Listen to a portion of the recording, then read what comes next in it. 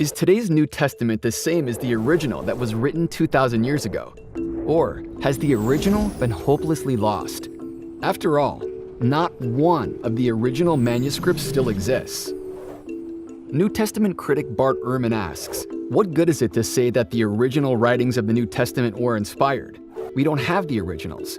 We have only error-ridden copies, and the vast majority of these are centuries removed from the originals and different from them, evidently in thousands of ways. There are more variations among our manuscripts than there are words in the New Testament. If we can't trust the New Testament, we can't trust what we think we know about Jesus of Nazareth, and there's no such thing as authentic Christianity. Let's look at this more closely.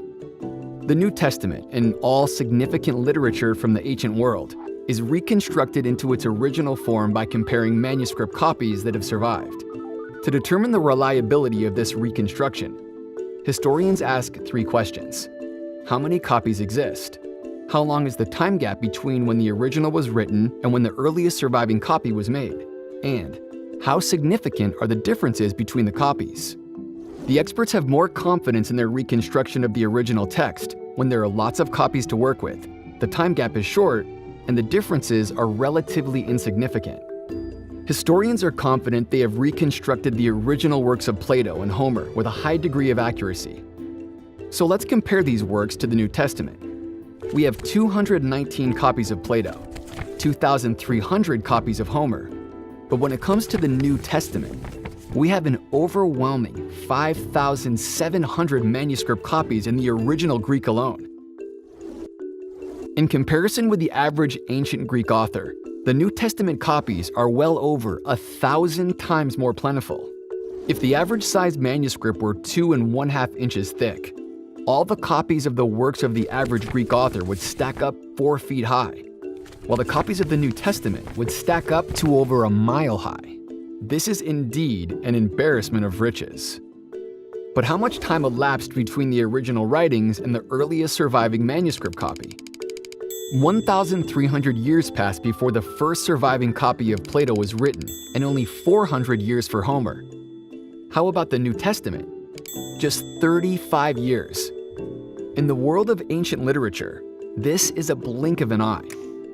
The wealth of material that is available for determining the wording of the original New Testament is absolutely stunning. But these manuscripts are not identical. In fact, they contain roughly 400,000 differences. The obvious question then is, how significant are these variations? Most of them are simply variations in spelling, which are easy to sort out. Then we find minor differences, such as the use of synonyms or a definite article with a proper name.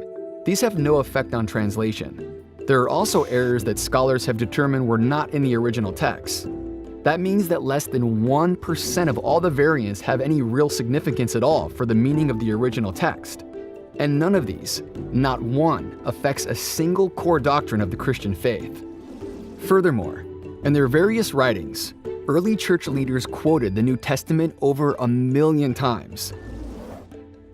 So extensive are these citations that if all the other sources for our knowledge of the text of the New Testament were destroyed, they would be sufficient alone for the reconstruction of practically the entire New Testament.